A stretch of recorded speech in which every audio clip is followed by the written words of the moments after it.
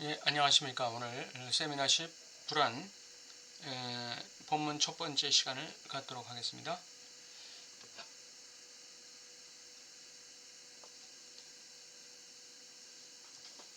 예.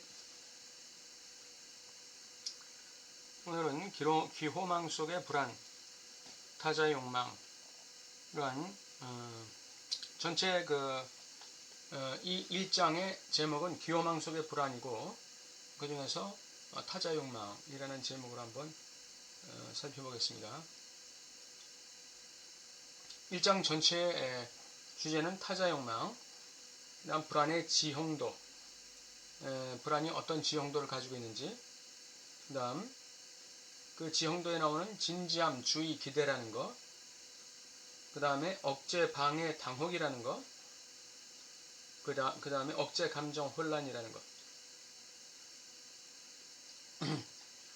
이러한 그 지형도에 대해서 얘기하겠다 하는 것이 이제 첫 번째 장에서의 주제가 되겠습니다.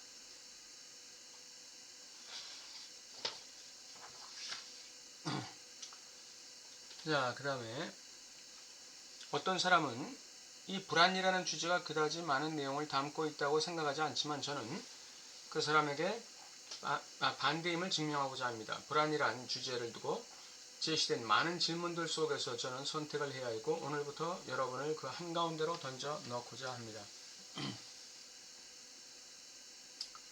불안은 아주 정확하게 내가 지금까지 해온 모든 논의가 당신을 기다리고 숨어있는 교차점입니다. 당신은 지금까지는 서로 충분히 연결되지 않았던 여러 개념들이 이제 어떻게 하나로 연결될 수 있는지를 보게 될 것입니다.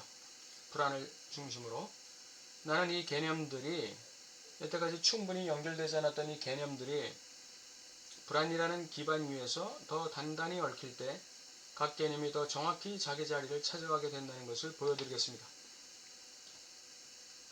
불안의 구조는 환상과 그다지 멀지 않다는 것을 여러분도 알게 될 것입니다. 왜냐하면 그것들은 본질적으로 동일하기 때문입니다. 불안을 커버하기 위해서 환상을 띄우는 것이죠. 우리가 결여를 지각할 때 불안을 느끼게 되죠. 내가 비었구나. 내가 모자라구나. 이걸 지각하게 될 때 우리는 불안을 느끼게 되는 것이죠. 동시에 그 불안을 캐모플라지하고 그 결여를 갖다가 메울 수 있다고 가정되는 대상을 띄우게 되는 것이죠. 그러니까 환상의 대상이에요. 그래서 환상과 불안은 본질적으로 동일하다는 것이죠.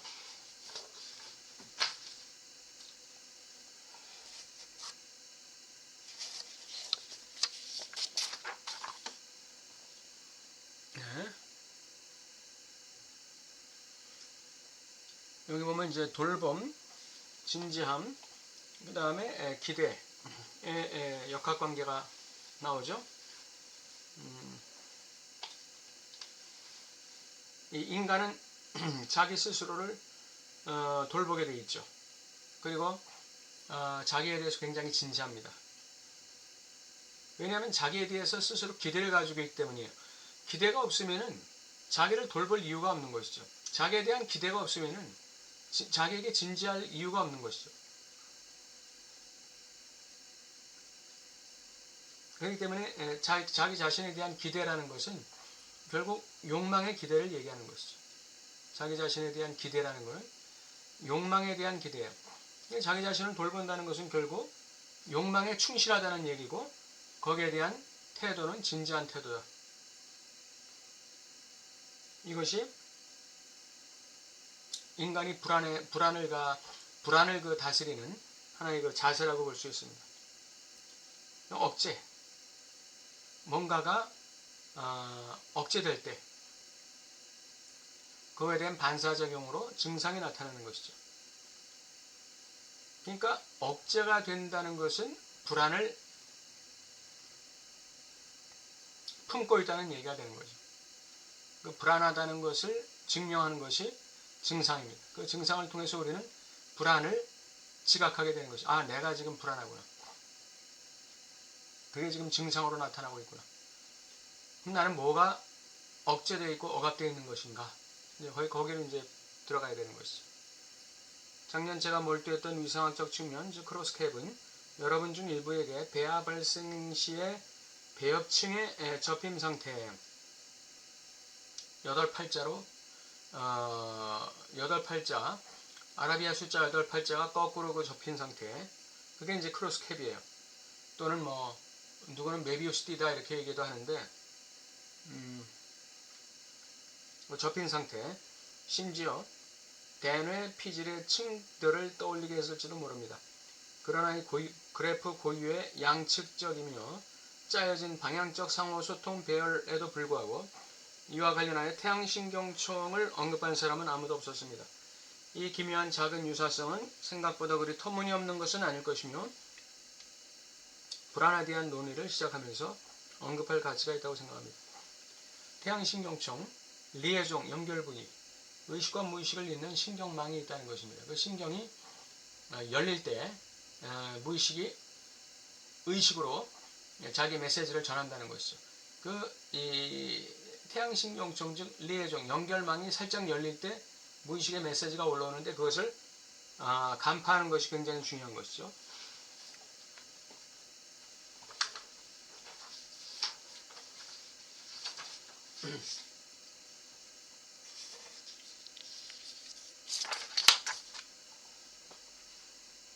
네.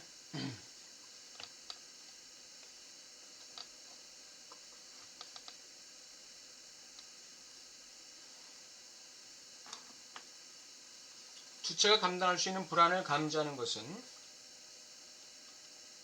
매 순간 여러분을 시험에 들게 합니다. 불안을 감지한다는 것은 굉장히 고통스러운 작업이기도 하고 또 애매모호하고 어려운 작업이기도 하죠. 그러므로 적어도 기법을 훈련받은 여러분이라면 불안이라는 것이 어느새 여러분의 조절 방식 안에 거의 인식되지 않은 채 스며들었다고 가정해야 합니다. 우리는 상담가가 됐든 내담자가 됐든 어느 정도의 불안을 항상 안고 있는 것이죠. 인식을 하든 못하든. 그러나 분석가로서 막 실천을 시작한 사람의 경우 다행히도 아무리 분석가로서 훌륭한 소질을 보이더라도 초기 환자와의 만남에서 약간의 불안을 느끼는 것을 배제할 수 없습니다. 불안은 내담자에게만 있는 것이 아니라 내담자를 대하는 상담가에게도 있고 불안은 또 무의식적으로 전이되기 때문에 상담가에게 언제든지 불안이 자기가 인식하든 못하든 스며들 수 있다는 것이죠. 이와 관련하여 불안의 전달이라는 문제는 여전히 다루어져야 합니다. 내담자를 통해서 전이된 불안이라 할지라도 그것이 다루어져야 된다는 거예요. 그게 무시되거나 버려지거나 회피돼서는 안 된다는 것이죠. 내담자가 던지는 불안을 상담가가 이거를 다루어내야 돼요. 근데 이제 비혼의 경우에는 이걸 담아주기를 통해 담아낸다고 그러죠. 담아주기를 통해서 알파화시켜서 이거를 다루어져야 하는데 이제 락강에게서는 이게 불안이 어떻게 다루어지는가, 여러분이 알고 있고 자신 안에서 아주 잘 조절되고 완충되어 오히려 여러분을 이끄는 듯한 이 불안은 환자의 불안과 같은 것일까요? 당장은 그 질문을 열어두겠습니다. 아마 오래 걸리진 않을 겁니다. 이 문제는 처음부터 제기할 만한 가치가 있으며 유효한 대답을 주기 위해 결국 본질적인 엄표들로 되돌아가야 할 것입니다. 그때까지 잠시 기다려야 하겠습니다. 본질적으로 엄표로 돌아간다는 것은 무엇을 얘기하는 것이 결국 불안에 대한 상징화를 얘기하는 것이죠. 불안에 대한 해석을 얘기하는 것이죠.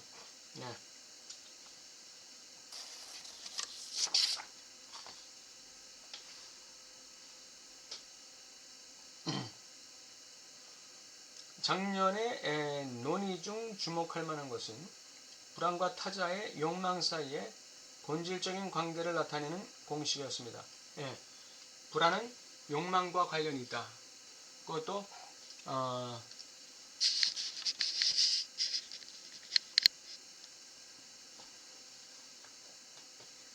욕망은 주체 욕망은 타자 욕망이라고 했죠. 타자의 욕망과 관련되어 있다는 거예요. 타자의 욕망이 없을 때 혹은 약할 때 주체는 불안을 느낀다. 예. 누군가 나에게 뭔가를 욕망하고 있다고 느낄 때 자극을 받게 되고 도전을 받게 되고 어떤 무의식적인 역동이 발생하는 것이죠. 예를 들어서 부모가 자녀에게 아무런 바라는 것이 없다. 그러면 자녀도 욕망의 주체로 등장할 수 있는 가능성이 그만큼 줄어드는 것이죠. 왜 그럴까요? 대타자는 하나의 거울이죠. 끝까지 읽어보겠습니다. 대타자라는 거울을 통해서 자신의 모습을 볼 수 없을 때 우리는 불안을 느끼게 됩니다.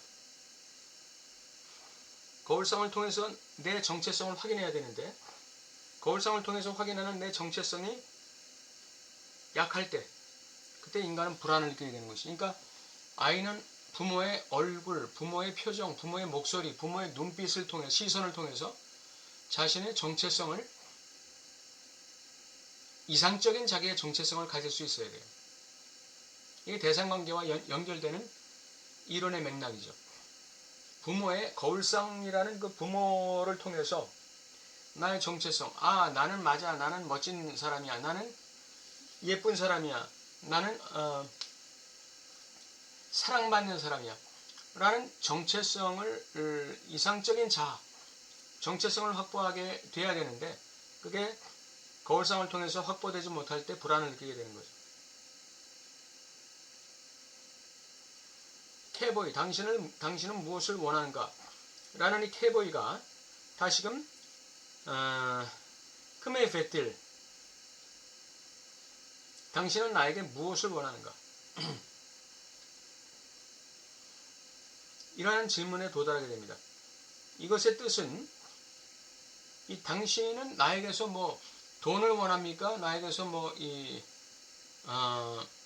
나의 어떤 희생을 원합니까? 이런 뜻이라기보다는 당신은 내 자아의 이 자리에 대해서 무엇을 원합니까? 이런 뜻이라고 합니다. 더 구체적으로 내 자아의 이 자리에 대해서 거울상을 통해서 확보된 이 이상적 자아라는 이 자아의 자리에 대해서 무엇을 원하는가? 어떤 자리 이동을 원하는가?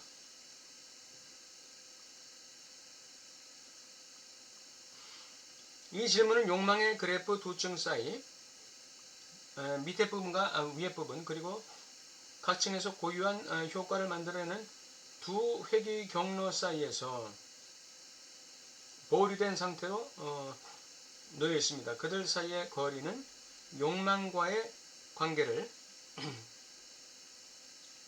자기애적 동일시와 동질적이면서도 동시에 구별하게 만듭니다.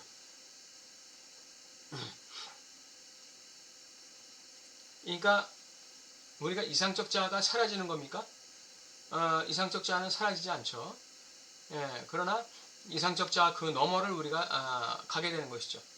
그것이 대타자의 욕망을 참조하면서 자신이 욕망의 주체로 등장할 때 우리는 이상적 자아와 함께 이 상징계에서의 어떤 상징적 욕망의 주체, 상징적 욕망의 대상을 지향할 수 있는 그런 존재로 등장하게 되는 것이죠. 그러니까 자기애라는 건 없어지지 않아요. 이상적 자아의 그 속성인 자기애라는 건 없어지지 않는데 이 이상적 자아가 주는 자기애를 얼마나 넘어갈 수 있느냐, 이제 이게 문제인 것이죠.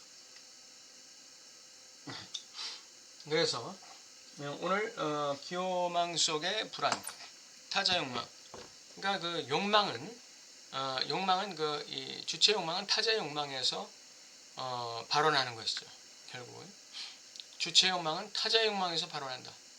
주체의 결여도 타자의 결여에서 발원한다. 그러니까 우리가 타자를 우회해서 그 자신의 결여를 중충 결정한다고 그러죠. 중첩시키는 것. 그렇게 할 줄 알아야 되고 그 결여의 지각을 통해서도 타자가 나에게 원하는 게 뭔가 이것도 간파할 수 있어야 돼요. 대타자는 사라지는 매개자로서 작용하지만 그러나 그 대타자의 욕망을 참조할 때 우리도 욕망의 주체로 등장할 수 있다. 그래서 여기서 중요한 것은 깨무브딜. 당신은 나에게서 무엇을 원하는가? 그것은 나에게서 무슨 뭐 옷을 원하는가, 돈을 원하는가 그런 뜻이 아니라 내가 자아의 자리에서 어느 자리로 위치 이동을 하기를 원하는 얘기죠. 이게 욕망의 그래프에 나타나죠. 상상계에 머물러 있을 것인가, 상징계로 올라갈 것인가. 자아의 그 주체 위치가 이 거울상적 자아의 자리에 머물 것인가, 아니면 대타자의 욕망을 참조하는 주체 욕망의 자리로 이동할 것인가. 네, 이상적 자아에서는 욕망할 게 없어요. 왜? 내가 지금 이상적이거든요. 네, 욕망할 게 없는 거죠, 거기서. 그래서 이상적 자아의 자리에서 상층부로 올라가야 돼요. 부명을 중심으로 한 거세와 욕망의 변증법으로 주체 자리가 이동해야 되는 것이죠. 타자의 욕망, 주체 욕망은 타자 욕망이다. 오늘은 첫째 시간 여기까지 하도록 하겠습니다. 감사합니다. 다음 주에 뵙겠습니다.